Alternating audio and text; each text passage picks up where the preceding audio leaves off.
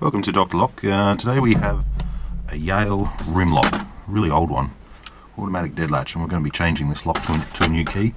So to start off with, I've removed the tailpiece off the back, removed it from the door. Now it's a simple matter of getting it unlocked, and we don't have a key for it, so we're going to be shimming it.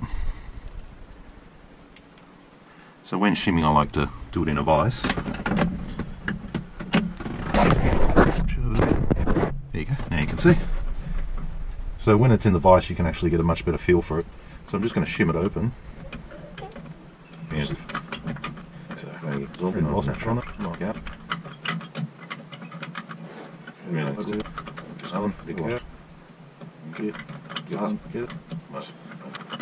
So this is actually, there we go, got it. So that's the faster way of, I've got cylinders and all sorts all over my bench, so you just have to concentrate on what we're doing right here. Okay, so I'm going to use my follower with my piece of shim still in there. I'm just going to push it out. Okay, so there is my key right there. There is my combination. So I can see it's something like a 1, 2, 5, 4, 5. So we're going to completely come up with a new combination. And I'm just going to file this up by hand. So, okay, so I'm going to look and see if I have any change keys in the Yale format. And I don't. So the easiest way I like to do it is just mark my spacings and then create a key that way. I'm just going to use this texter, just run it over the top there like that, put it back in, get a very fine marker, where's something, here's something here, and then I'm just going to put that in there, give the key as a little score, score, score, score, and that way I have some marks now on the key. All along there I have some marks. Yeah, I'm going to put some cuts in the key.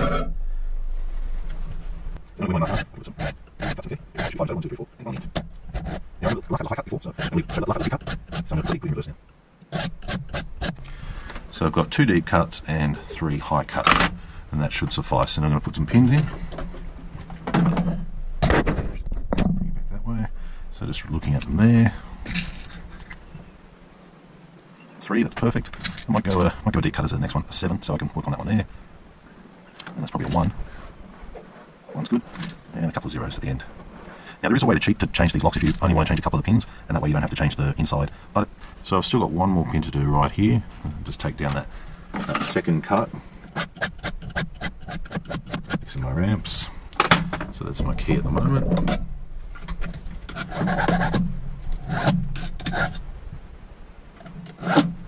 Okay, so that's my key there. Just going to make sure my pins line up now. And the 7 is still a little bit too high. Let's just make that a 6. 6 still a little bit too high. Drop it down to 5. Okay, and 5 seems to work pretty well. So that's one side down. It is way too clicky, so I'm going to have to rectify that. This lock is pretty old, so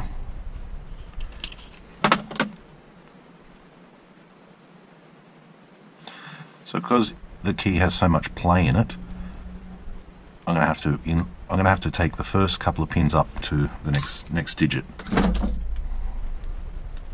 So we do 4, and we'll put in a 6.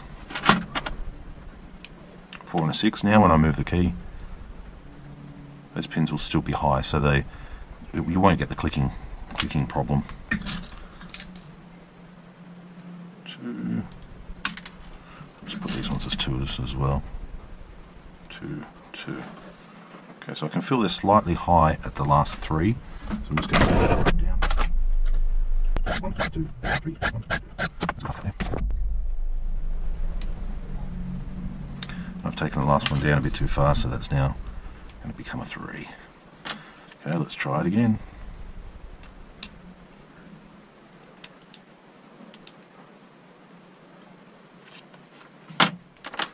Okay, now that's better, but if you push up it clicks. If you pull down it's okay, so we're going to have to do what a lot of people say, oh you should never do, and we're going to give it a little bit of a file.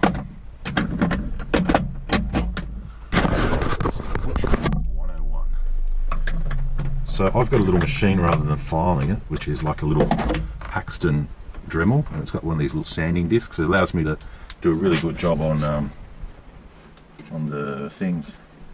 Where's that on?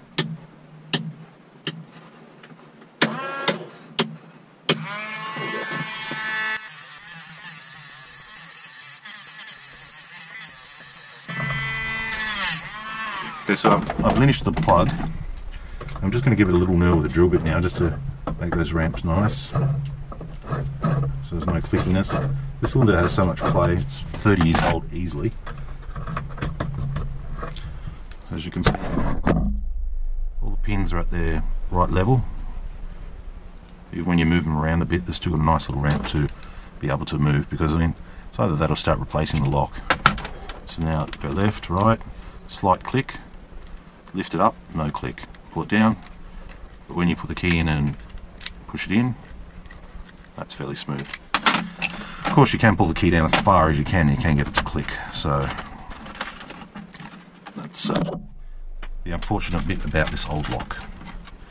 So chamfering the plug, not desirable, but does get it to work nicely and give it a nice finish. So I'm just squeezing on that circlip there.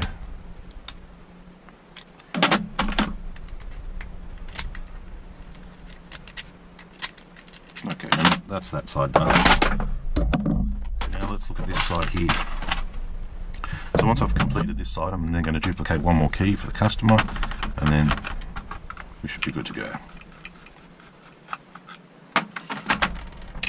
So take out the 2 screws, 1 and 2. Here's our lock mechanism, so we want to remove this bolt here. So just lift that out, take that out. Be careful not to break the spring. I don't know why that was sprung that way, but put that there. Now here's where we want to actually get to, this part here, and this is not much fun putting this out. They're often filled with grease. So I'm just going to use my circlip pliers, enlarge the circlip, and try and pull that handle at the same time. Trying to get that handle to come through, trying to get that through there.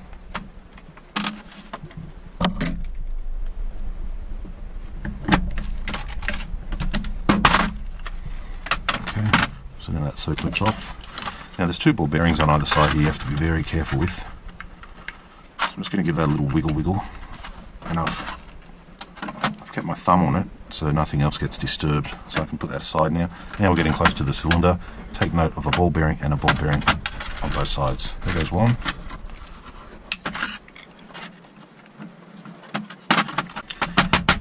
Let's knock that out. Oh, so there's my second ball bearing. Now this is the top side, so I give it a scratch, so that way I know exactly where it's going. Okay, so that part's out. Now we've got, surprisingly enough, we've actually got Phillips head screws. Normally they're always flat, because these things are so old. Get 1 screw out. 2 screw out. Now there's a little brass circle here.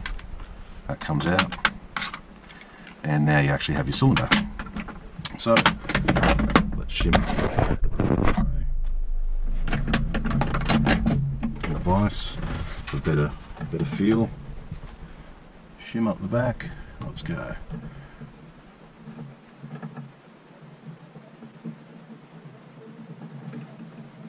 One. Got it. It's easier than the front side. Okay, so I'm going to use a special plug follower for this one because it's got this part here, and this is my plug follower here. That's basically what I'm using. So it just jumps over that part. If I'm lucky, I'll get it out without disturbing everything else. Yep, got it. Okay, so there's my plug out, and we even got a top pin there too. So I'm going to have to check the top pins now.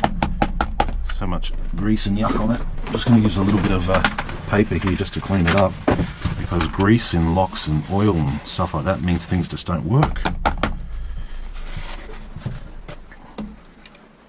So much so this pin won't even come out. So we'll get that out. There it goes. One sticky pin. Right, so what do we have here to start off with? I forget, maybe a 4. 4 is good. 4, 5. Or was it 4, 6? I think 4, 6. 4, 6. I'm going to give this a good spray with something to break down that grease afterwards. 4, 6, and then another 4, I think. Now with these inner cylinders, you do have to check the top pins. Otherwise you can have top pin blues, which is a problem. Okay. There's my inner plug all keyed up. Now I've got no choice, but I have to drop these top pins and look down there. And what can you see? I can see a spring that's pretty nasty. That one's gone, and the other two springs seem okay. So I'm going to use a new spring there, a new spring in the second position. There's only 3 pins here. So if you wanted to cheat, you could just rekey the last 2 pins on the outside cylinder, keeping the inside the same, but that's not a proper rekey. That's just a bodgy rekey. Alright, so let's go through it now. I've got a 4, 6 and a 3. So the 3, my corresponding top pin driver is something like a 3 or a 4, should be fine. Actually 3s will be fine for all of them. If your stack height's too high you can have troubles, but we'll just use 3s. Put a couple of 3s in there, and then we'll put the plug back in the handle, give it a test. We should be good to go. So I'm going to now transfer from one follower to the next, because that one has a special groove in it. I'm going to keep my key in there in case something goes wrong. It'll give me that last little chance. Okay, there we go, transferred over, turning left and right, no problems. Key comes out, turn it upside down, key is retaining that. So we are good. Okay, so this part here has little countersunk screws, so I'm going to put that on that side, so the screws will go into the countersinking. Use my Phillips head.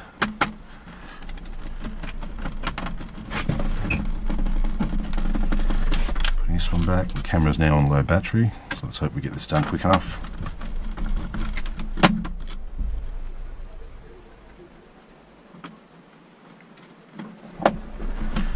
There we go, just putting in those 2 screws. 1, making sure they're tight. 2 screws in. Putting in this part here, we scratch that so we know which side is up. Definitely needs a good spray this. Putting our ball bearings back in the side. 1, 2. Housing over the top, keeping my fingers on the top of it so everything stays in line. Done. Circlip on back. Circlip pliers. Stretch circlip. Done. Checking it, seems okay.